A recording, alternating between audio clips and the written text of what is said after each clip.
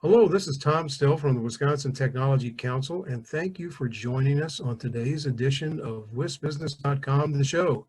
The show is produced in conjunction with the Tech Council and WISBusiness.com, and with the help of our sponsors, BDO, UWM, and Exact Sciences.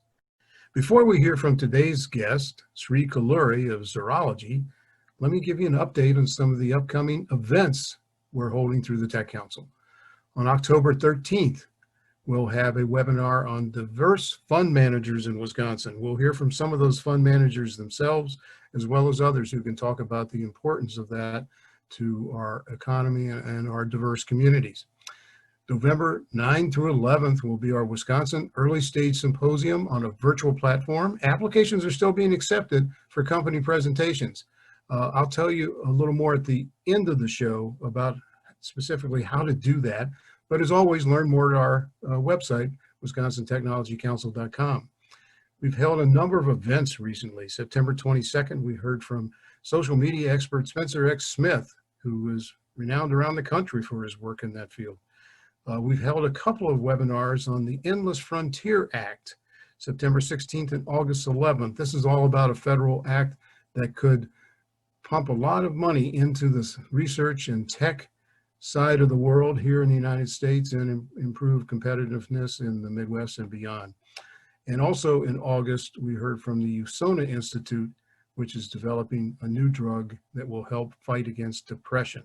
All of these recordings are free to Tech Council members, so join through our website if you'd like to view all of these past events.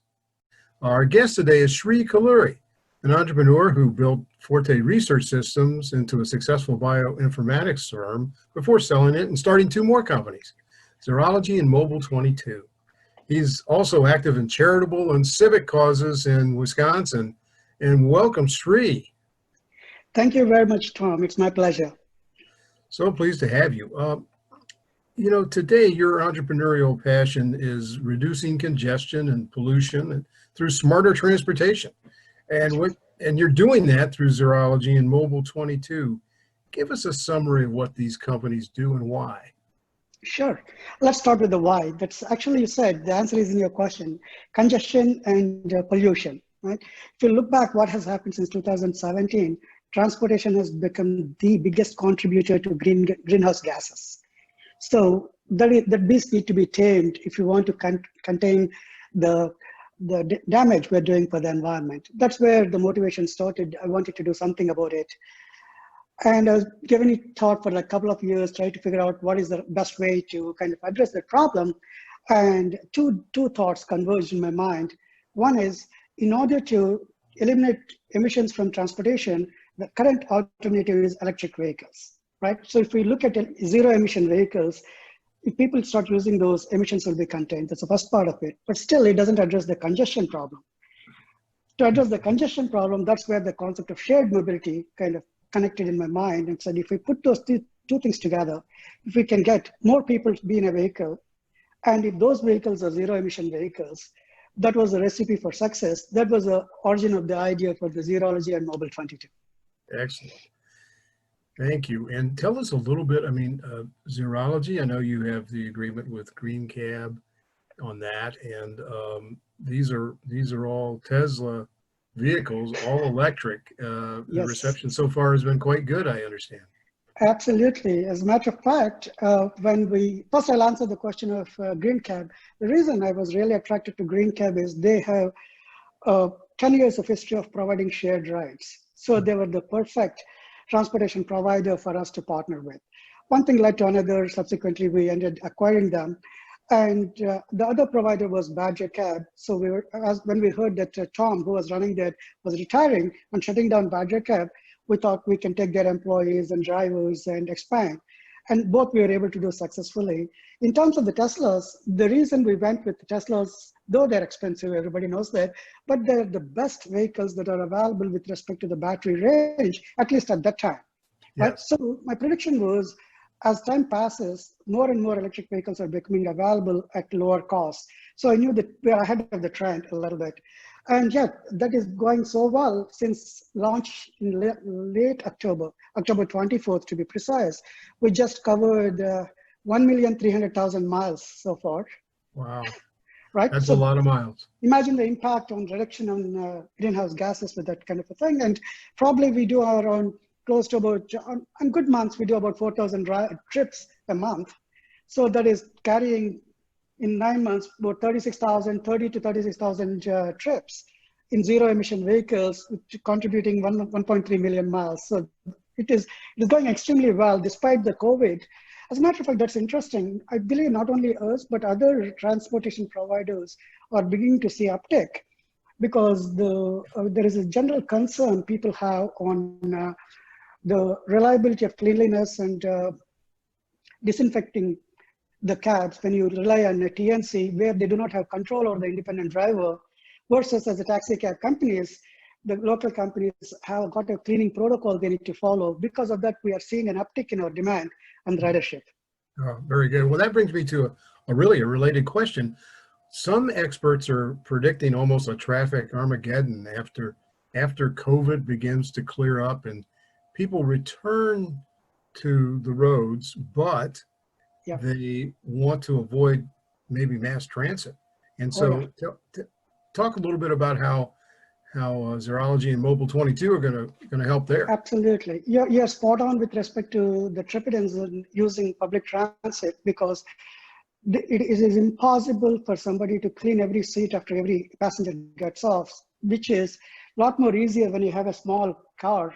When two people are sitting and getting off, you immediately disinfect it, right? So from that perspective, absolutely going forward, when people are coming out of the houses and start to travel, we truly believe that one is the actual local taxi cab providers will start to do a lot more business. Thank you.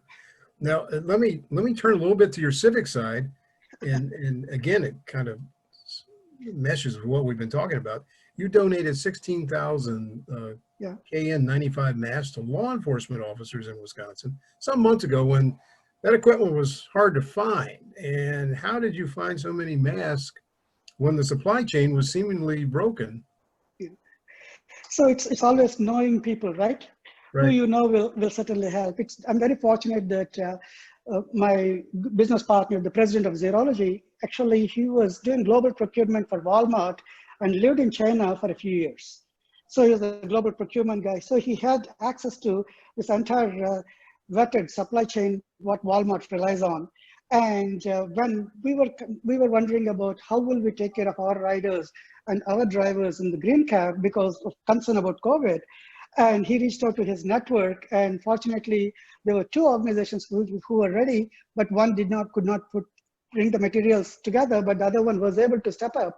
Despite that, it took us 2 weeks to kind of ship everything. Yeah. Interestingly, when I was sharing that information with Steve Lyons and a couple of others, that's when I came to understand that the law enforcement was not at all having access to any of this because most of the scarce supply is being dedicated to hospitals and health workers, right? Mm-hmm. Medical front was what was using. At the time, I was very concerned because law enforcement officials are always out there and we need them to protect us, right? So then we made inquiries if more are available. And I said, yeah, I can get you another 5,000. And Steve said, no, 5,000 would not cut it because Wisconsin law enforcement has 16,000 people and we cannot just selectively give to some counties. We need to kind of do all or nothing. So that was a fair thing. So initial thought was I wanted to reach out and create a philanthropy website and bring a lot of donors together. But looking at the sense of urgency that was there, we did not have a lot of time at the time. It was we were in a very bad state. So I said, well, this will be an impactful donation. That's the reason why I went ahead. And that's how I look at it is even when I donate, I want to create a big impact, not just writing a check to some foundation. So this was a great opportunity for me to step up and be a good citizen of the community. That's what I had done. Yes, well, and thank you for doing it. And it really is emblematic of your work around the community. And I'm sure those who are on the front lines really appreciated it. So Thank you very much, Tom. Thanks again to Sri Kuluri for joining us here today on the show. Thank you, Sri Kuluri, for your insights on Zerology and your other activities here in Wisconsin. A couple of items to discuss and give you a little more detail about. First, I mentioned earlier the Wisconsin Early Stage Symposium, which will be held November 9 through 11th on a virtual platform. There are 2 pitch opportunities embedded in that, the Tech Council Investor Networks track and the Elevator Pitch Olympics. We also have investor intros, which will allow companies some brief one-on-one meetings with targeted angel and venture investors. And we already have a record number in that category. Think of those as speed dates with investors. And instructions on how to apply for all of this or a mix can be found on our websites. There are some links in front of you. So as always, you can learn more by going to wisconsintechnologycouncil.com. Also coming up, the Tech Council is part of a new contest that is aimed at rewarding innovation around the COVID-19 pandemic and how small businesses are reacting to that. It's called We're All Innovating. Eligible applicants can compete for grants based on how they've responded to the COVID-19 challenge since the 1st of March and continuing through the year's end. Health innovations, business innovations, operational innovations are the categories. And there are 3 business size categories that are really all tailored towards smaller businesses. 5 employees or fewer, 6 to 21 employees, 21 to 50 employees. It's produced by the Wisconsin Economic Development Corporation in cooperation with the Technology Council because of our Governor's Business Plan contest experience over time. There will be about 200 cash prizes available and some significant dollars involved. And so if you want to enter and you want to learn more, go to wisconsininnovates.com.